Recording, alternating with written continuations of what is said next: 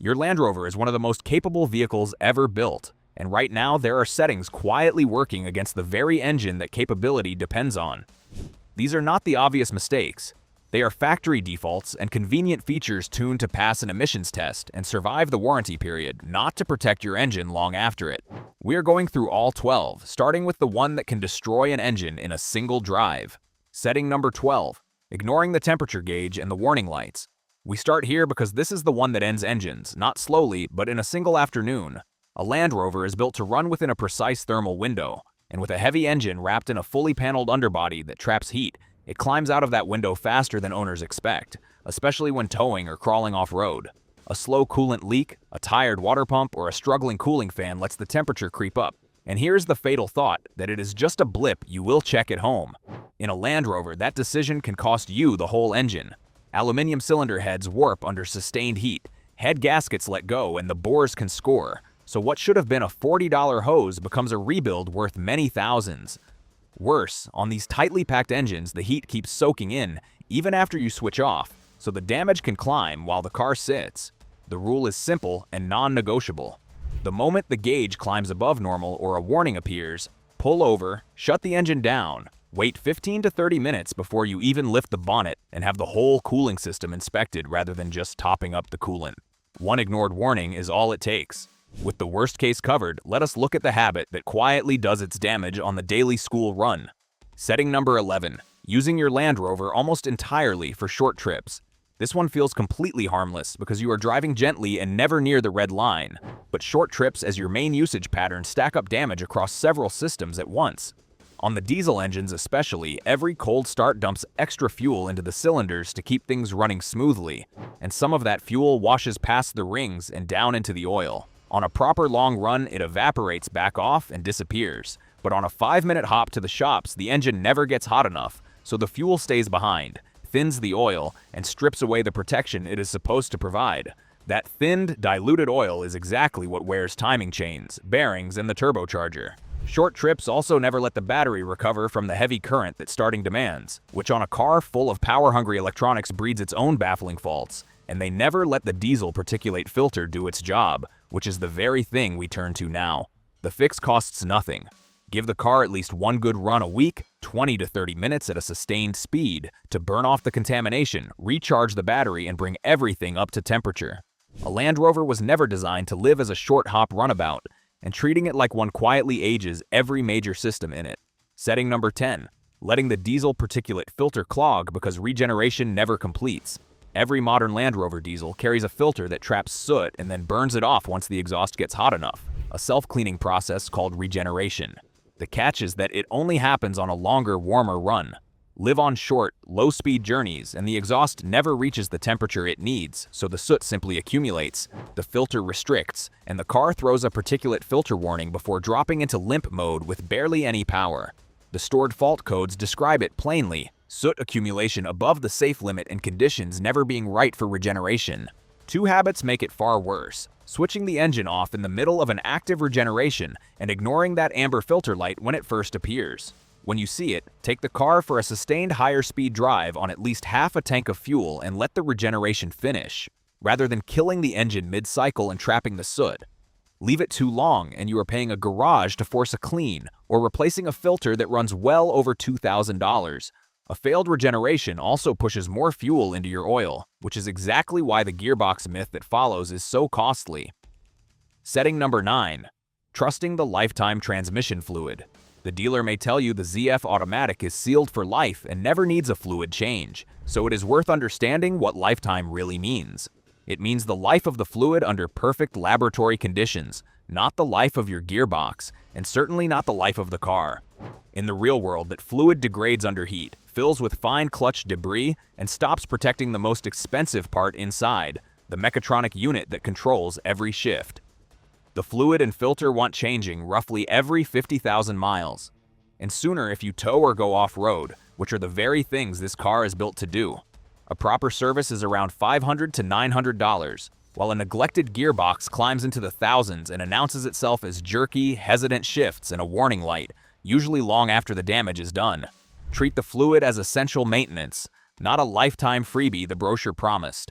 And the same blind trust in factory advice quietly damages the engine through the service schedule itself. Setting number 8. Following the factory's long service interval to the letter. Jaguar Land Rover's headline service schedule stretches the gap between oil changes far further than these engines comfortably tolerate, and independent specialists are blunt about it.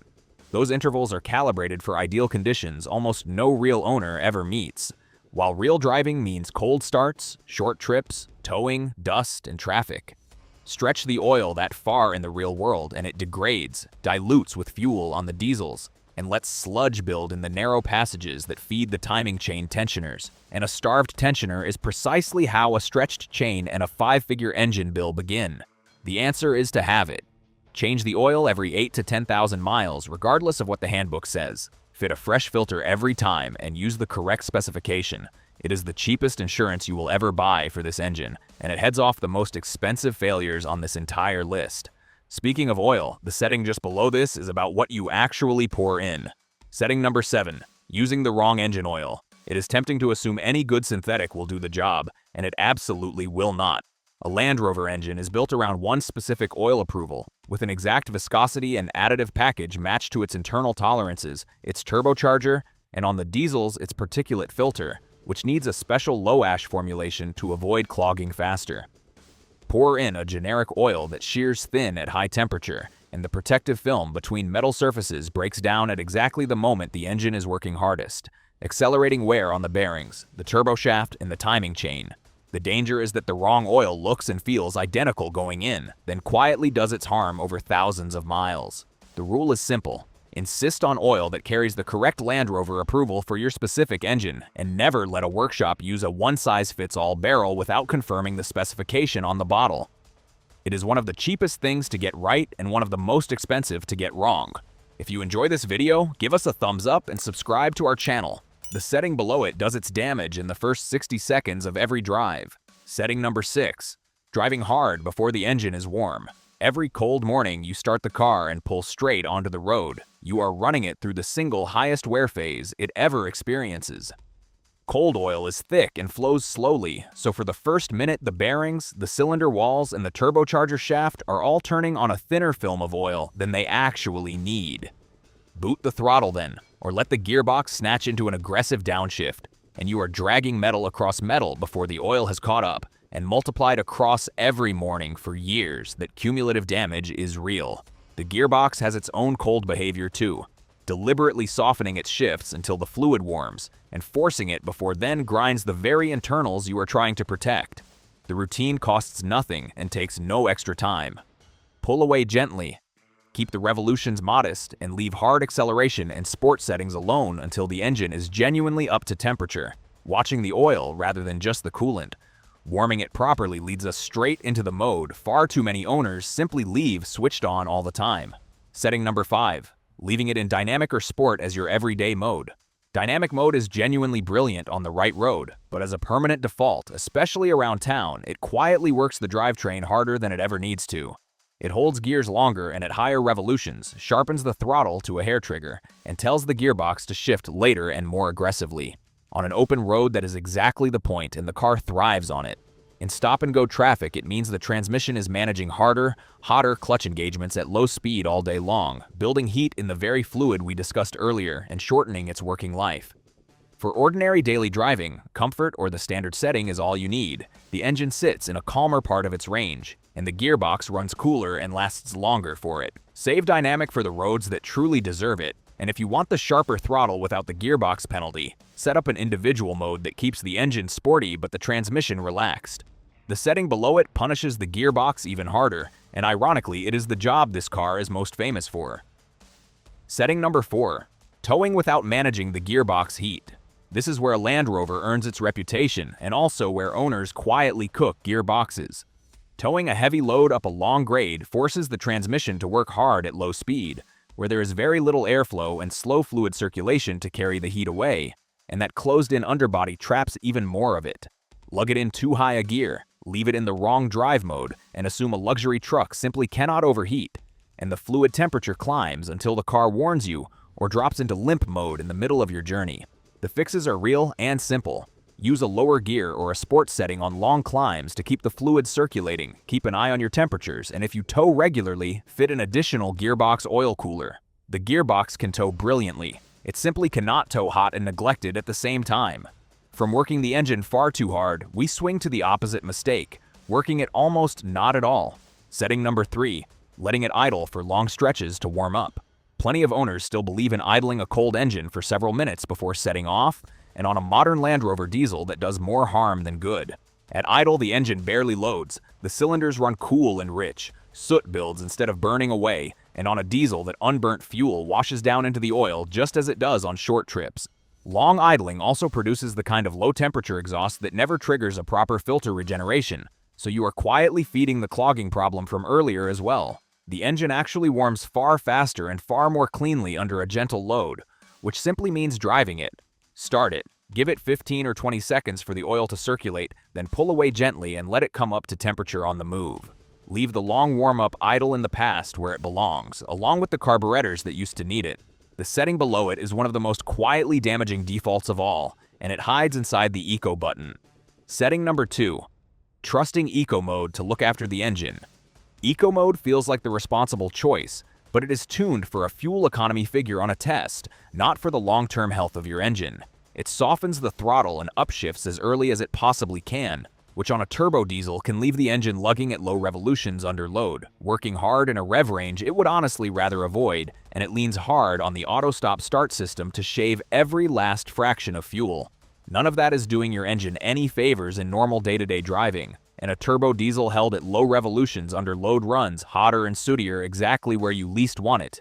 Use the standard or comfort mode for everyday driving. Let the gearbox keep the engine spinning in a comfortable, well-lubricated part of its range, and treat Eco as the test cycle setting it really is rather than a maintenance strategy. And the single feature that Eco mode leans on hardest is the one setting that ties this entire list together. Setting number 1, leaving auto stop start switched on every single drive. That button marked with the letter A inside a circular arrow is the most pressed and most argued about control in the whole car, and it matters far more than owners realize. Most engine wear does not happen while you are cruising along. It happens at startup, in the instant when oil pressure is briefly low and metal touches metal before the film rebuilds, and stop-start quietly adds many thousands of extra restarts over the engine's life. The system uses a reinforced starter and a heavier battery to cope, and the engineers insist it is designed for the load, but it was calibrated above all to lift a fuel economy score on an official test cycle, not to extend the life of your engine, and owners of the diesels in particular worry about the toll on the starter, the battery, and the bearings. The fix is entirely in your hands. Press the Eco button to switch it off at the start of each drive, or on the newer Land Rovers, disable it permanently through the instrument cluster menu, and note that selecting dynamic mode switches it off too. Get that one habit right, and you have quietly protected the engine every single time you turn the key. Now you have it. Thanks for watching, don't forget to hit the subscribe button, and I'll see you guys in the next one.